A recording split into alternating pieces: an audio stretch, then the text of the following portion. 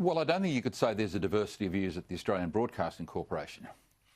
I mean, News Limited faces a Royal Commission every day, Kevin. It's called public opinion.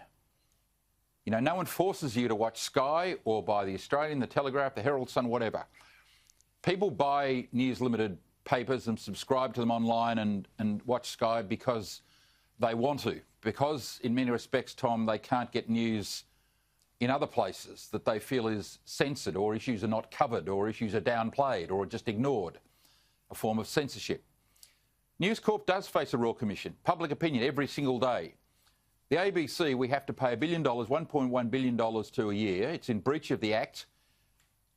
Where's the inquiry today about the ABC and bias at the ABC? That's what this Senate committee should be looking at, that you can't find Conservative voices really anywhere in the national broadcast, and this has been going on for decades now.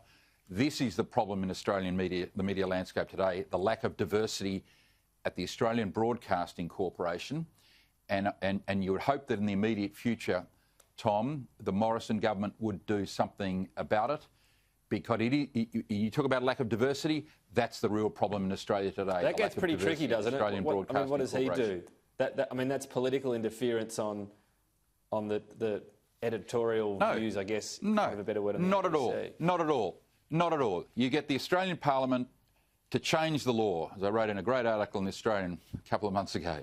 The law should be changed so the ABC Act requires the board, who requires the management, to cover issues of interest to all Australians, not just the inner city left, you know, refugee issues, you know, global warming, evil coal industry, Craig Kelly, etc., that we get some proper diversity of views about, you know, blue-collar workers, suburban life, mortgage holders, small business, you know, the people who are actually driving trucks and you know, ordinary Australians, people in rural Australia, small country towns, you know, national news about the problems of drought and disaster. Yes, they get covered from time to time, but the overwhelming narrative of the ABC is an inner city left green agenda telling us about everything that's wrong with our country, and that ought to stop, Tom.